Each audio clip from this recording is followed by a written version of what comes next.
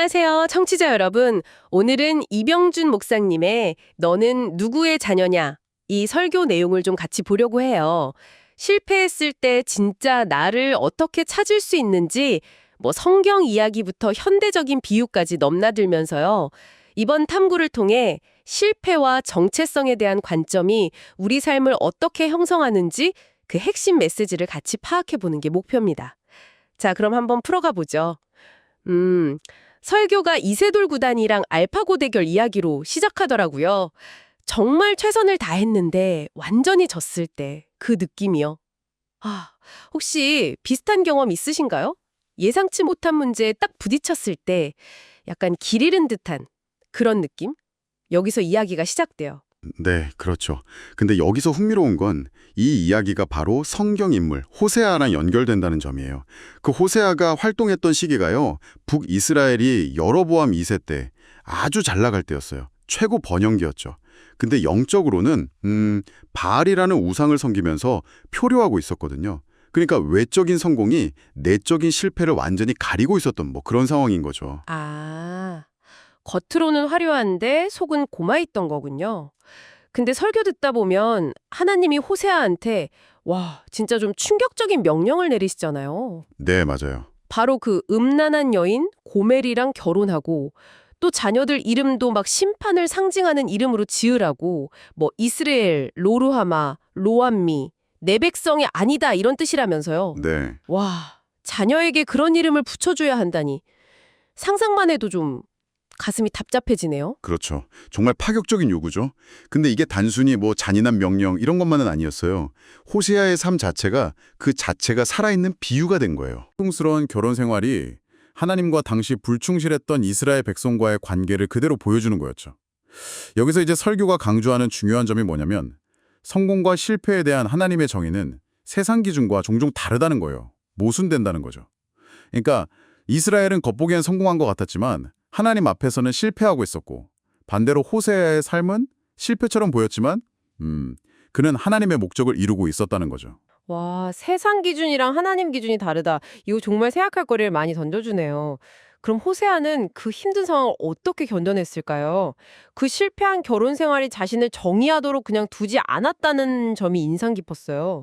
설교에서 영화 토르 비유가 나오잖아요. 네네. 토르가 자기 힘이 그냥 망치에서 나오는 게 아니라 자기 자신의 정체성에서 나온다는 걸 깨닫는 거예요. 맞아요. 그 비유가 핵심을 잘 짚어주죠. 설교는 이걸 또 대치키즈 예시랑 대조하더라고요. 대치키즈요? 네. 그 특정 지역의 학업 성취한 아이랑 부모의 정체성이 너무 깊게 묶여 있어서 실패했을 때 완전히 절망으로 이어졌던 그런 안타까운 이야기요. 이게 중요한 질문을 던지는 거죠. 여러분은 여러분의 자아감을 어디서 얻고 계신가요? 직업, 아니면 가족의 성공, 나이? 혹시 실패 경험 자체에 나를 묶어두고 있진 않은지? 결국 핵심은 이거군요. 환경이나 실패로 나를 정의하지 말라는 거. 나는 내 상황 그 자체가 아니다. 그렇죠. 설교 제목처럼 너는 누구의 자녀냐 이 질문이 딱 들어오면서 정체성은 다른 곳에 뿌리둬야 한다. 이 맥락에서는 이제 하나님의 자녀라는 사실이에요. 네, 맞습니다. 이걸 좀 더 큰 그림에서 보면요. 호세아가 그 모든 걸 견딜 수 있었던 게 바로 그거예요. 자기 정체성이 눈앞의 가족 상황에만 기반하지 않았기 때문이죠. 그는 개인적인 어려움 속에서도 하나님의 계속되는 일, 또 그 회복 계획을 분리해서 볼 수 있었어요. 그래서 자신의 고난 속에서도 오히려 희망을 선포할 수 있었던 거고요. 호세아 1장 10절 같은 말씀처럼요. 그러네요. 듣고 보니 성경 역사가 사실 인간의 실패로 가득 차 있다고 볼 수도 있는데 그래도 하나님의 성공은 계속된다. 이 메시지가 인상 깊었어요.